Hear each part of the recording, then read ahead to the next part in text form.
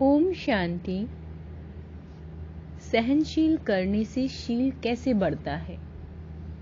उत्तर है, यदि कोई मनुष्य किसी द्वारा निंदा को सहन नहीं करेगा तो उसके मन में निंदा करने वाले के प्रति ईर्ष्या, द्वेष, घृणा पैदा होगी।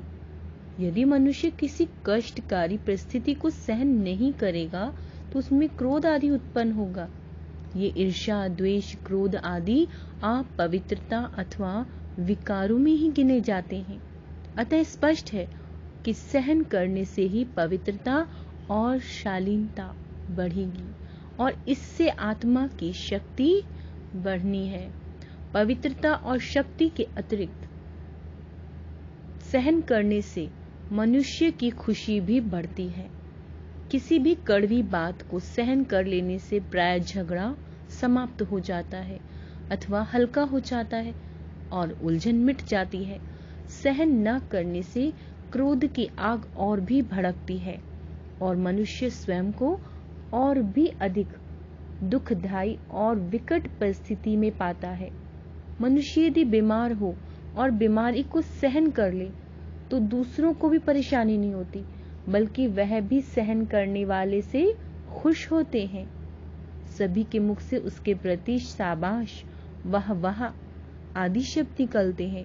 यदि कोई व्यक्ति उससे अनुचित व्यवहार करता है तो सभी की सहानुभूति उस सहन करने वाले व्यक्ति के साथ होती है। सहन करने वाले मनुष्य का सभी पर प्रभाव पड़ता है और स्वयं उसे बहुत खुशी होती है कि वह जोश या हाय हाय आदि से बच गया और सबसे ठीक भी बना रहा। सहनशीलता को लेकर दूसरा क्वेश्चन है कि जो सहनशील व्यक्ति है उसका लक्षण क्या होगा? सहनशील मनुष्य के चिन्ह अथवा लक्षण ये हैं कि कोई भी यदि उसकी निंदा करेगा या उससे रूखा बोलेगा, यदि उसे रोग भी होगा तो भी उसका चेहरा खिला हुआ अर्थात हर्ष युक्त होगा, उस पर मुरझाहट का चिन्ह नहीं होगा। यदि कोई हानि, पराजय, शोक, कठिनाई या दो स्वभावों के टकराने आदि की परिस्थिति आएगी तो भी उसके वचनों में एक निश्चिंतता प्रकट होगी और उसके बोल से घबराहट, उदासी, चिंता, दुख या उलझन महसूस नहीं होगी। उसके नैनों से ईश्वरीय ज्ञान के नशे की झलक आएगी और ऐसा नहीं लगेगा कि कुछ मनमुटाव, नाराजगी, सूनापन। उसकी चलन से ऐसा लगेगा कि कोई बड़ी बात नहीं हुई, कि वह मानो सामना करने के लिए तैयार है और उसके साहस और पुरुषार्थ में कोई कमी नहीं आई है। सहनशीलता का अर्थ क्या है?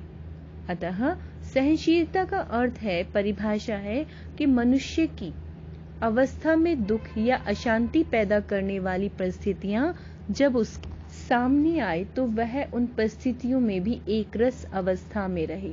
उसके मन में दुख की लहर रंचक भी पैदा न हो, बल्कि वह सेफ रहे।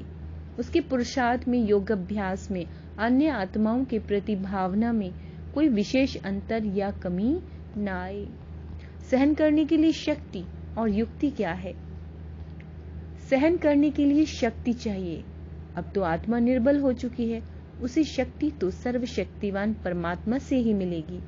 इसलिए उस सर्वशक्तिवान परमात्मा से आत्मा का योग होना चाहिए। दूसरा, यह याद रहना चाहिए कि मैं तो मरजीवा बन चुका हूँ, अर्थात जीते जी इस दुनिया से मर चुका हूँ। क्या मरे हुए को कुछ महसूस होता है? मरे हुए की यदि कोई निंदा भी करे तो क्या मृतक उसको सुनता है? तथा बाबा कहते हैं, सदा यह ख्याल रहना चाहिए कि मैं इस कलयुगी विकारी कांटों भरी दुनिया में मर चुका हूँ, अब तो सूक्ष्म लोक में अथवा संगम युग में जीता हूँ। ओम शांति।